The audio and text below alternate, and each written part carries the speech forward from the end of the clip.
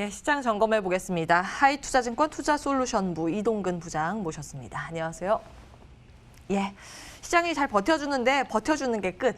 2050선에서 코스피는 계속 위아래로 요즘 지지부진한 흐름을 연출하고 있는데요. 어떻게 평가하고 계십니까?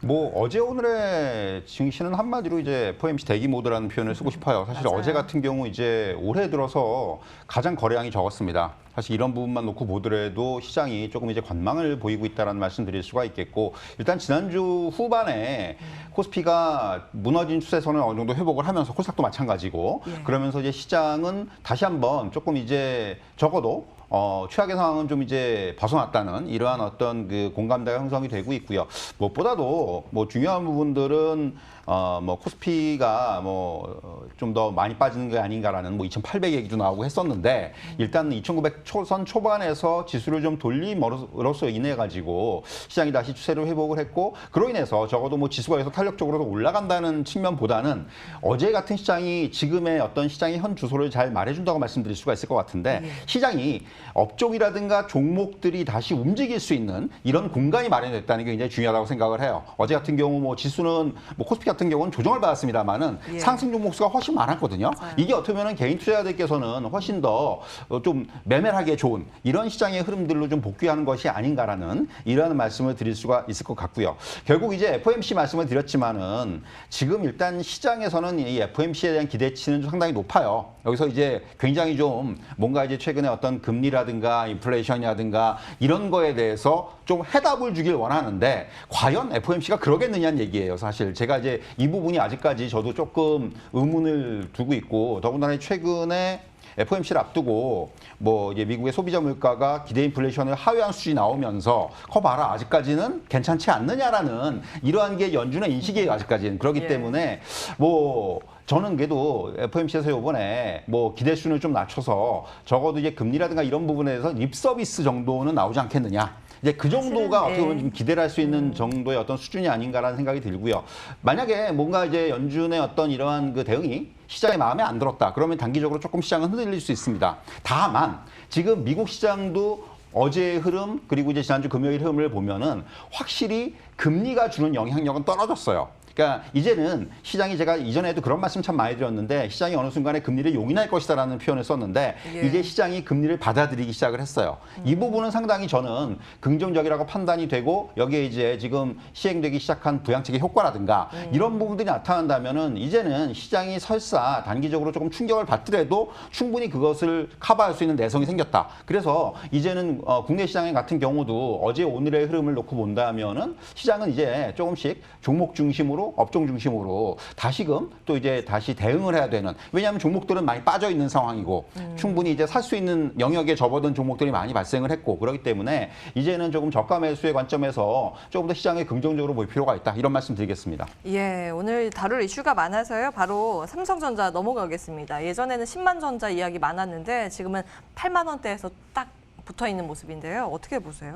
사실 이제 1분기 가장 큰 노이즈는 뭐 오스틴 공장의 그 이제 가동 중단, 이 셧다운, 부분입니다. 이 한파 부분이 때문에. 1분기, 2분기까지도 실적에 좀 영향을 줄 거예요. 다만 여러분들께서 염두에 두셔야 되는 부분들은, 이거는 전체 삼성전자의 실적을 놓고 보면은 정말 아주 빙산의 일각입니다. 다만 이게 노이즈로 작용을 해가지고 주가에 좀 부정적으로 작용을 했던 측면이 있는 것이고, 또 하나 삼성전자의 주가를 여러분들께서 항상 판단을 하실 때는 시장 전체를 놓고 봐야 된다는 거죠. 시장이 조정을 받으면 삼성전자도 어쩔 수 없이 밀릴 수밖에 없어요. 최근에 어떤 시장이 뭐 지지선이 무너지고 2,900 초반까지 가면서 외국인이라든가 이런 쪽에서는 삼성전자에 대한 매도가 나왔고요. 더군다나 환율이 굉장히 안 좋았어요. 그러니까 불리한 상황이었죠. 원달러 환율이 1,140원을 돌파하기도 하면서 이런 것들은 삼성전자의 주가에는 굉장히 영향을 줄 수밖에 없기 때문에 이러한 환경에 있었고, 다만 2분기부터는 확실히 반도체 그 실적은 턴어라운드 할 거예요. 그리고 1분기도 반도체에서 조금 까먹은 실적들을 IM이라든가 또는 이제 가전이라든가 충분히 반영할 수가 있기 때문에 1분기 실적도 나쁘지 않은 실적이 나올 겁니다.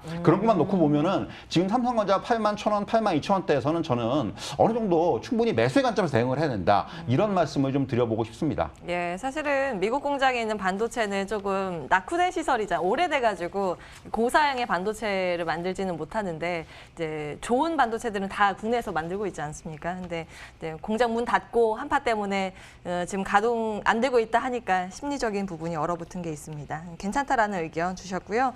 그 마켓컬리 아놀자가 제2의 쿠팡으로 지목이 되면서 같이 막 손잡고 뛰는 흐름이거든요. 아무래도 뭐 제2의 쿠팡을 찾아라 막 이런 분위기인데 어떻게 보세요?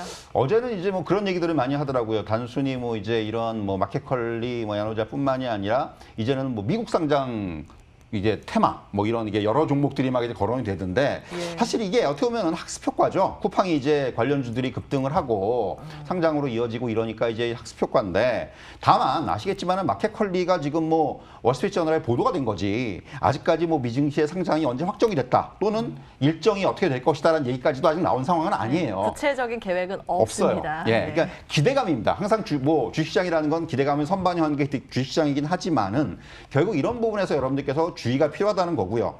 또 그리고 항상 이제 쿠팡도 마찬가지인데 관련 종목들 테마로 묶이는 종목들을 보면은 뭐 납품을 한다든가 뭐 물류에 관계가 있다든가 이게 과연 주가에 얼마나 영향을 줄 수 있느냐를 한번 생각을 해봐야 된다는 거는 여러분들께서 물론 그래서 철저하게 저는 테마로만 접근을 해야 된다. 테마는 항상 이 흐름 따라가는 거기 때문에 이 흐름에 따른 매매가 필요하고요. 다만 앞에서 제가 쿠팡을 다룰 때도 제가 한번 말씀드렸습니다만은 쿠팡의 상장으로 인해서 이런 유통 관련 업종이라든가 이런 쪽에 재평가, 리레이팅이 될 수가 있어요. 그래서 이제 뭐 우리가 네이버 얘기를 하기도 했었고 그랬었는데 예. 결국 이러한 저는 오히려 투자의 그 포커스를 리레이팅에 맞출 필요가 있다. 그래서 이제 앞에서 말씀드린 네이버라든가 뭐 이마트라든가 이런 종목들에 대해서 저는 조금 항상 좀 더 중장기적으로 긍정적인 접근이 필요하다는 그런 말씀을 드릴 수 있을 것 같습니다. 예, 야, 쿠팡 몸값이 뭐 100조 원이라는데 네이버랑 이마트 상대적으로 좀 싼 거 아닌가라는 착시 효과가 있긴 있는데 예, 그 부분에 차라리 주목을 해주셨고 지금 움직이는 테마주에 대해서는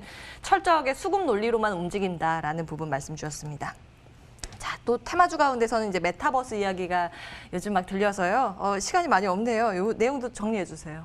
사실 뭐 메타버스는 여러분 잘 아시지만 가상현실하고 이제 뭐 그 현실 세계하고 합성을 하는 그래서 이제 주로 게임 쪽에서 먼저 시작이 됐던 부분들인데 최근에 이제 가장 최전선에 있다는 로블록스가 미국 시장에 상장을 하면서 290억 달러의 가치를 평가받았고 주가 흐름도 좋아요. 그렇기 때문에 이게 시장의 테마로 작용을 했고요. 뭐 이제 여러분들 아시겠지만은 네이버가 가지고 있는 자회사 제페토도 또 이런 같은 이제 그 메타버스 관련된 비즈니스를 하면서 결국 이 중요한 부분은 아직까지는 메타버스는 초기 단계입니다. 이제 예. 중요한 부분은 향후에 뭐 AR이라든가 VR 화구의 확실한 이제 어떤 이런 그 믹스를 통해서 정말 가상과 현실을 넘나들 수 있는 이런 쪽의 어떤 그 플랫폼으로 발전이 된다면은 상당히 어떤 시장에 대한 규모라든가 파괴력은 클 것으로 보여지고요. 그 사업 영역의 확대에 저는 좀 주목을 할 필요가 있다라는 말씀 드릴 수가 있겠고요. 아직까지는 테마적인 그런 측면들이 있습니다만은 향후에는 이렇게 관련 기술의 발전이라든가 또 이제 비즈니스 영역의 확대 이런 부분들에 조금 더 포커스를 맞출 필요가 있다. 이런 말씀을 드릴 수 있을 것 같습니다. 예. 이제 가상 세계에서 뭐 게임에서 나가 진짜 난가 여기에 대해서 사실 기성세대들은 좀 이해하기 좀 어려우실 수 있는데 요즘 사람들은 이 캐릭터가 진짜 나라는 생각이 들어서 여기에 실제로 돈 쓰고 막 이런 거 그러니까 메타버스라는 게 사실 어려운 내용은 아닙니다. 이제 코로나19 때 사람들 못 만나니까 로블록스라는 게임에서 애들 모여 여기서 놀아 하고 수다 떨고 막 이러면서 커진 그런 경향이 있습니다. 여러 가지 관련 이제 투자의 아이디어가 있으니까요. 나올 때마다 다시 한번 체크해드리겠습니다. 하이투자증권 투자솔루션부 이동근 부장과 함께했고요. 출발마케터 후반부도 여기서 마무리하겠습니다. 함께해 주신 여러분 고맙습니다.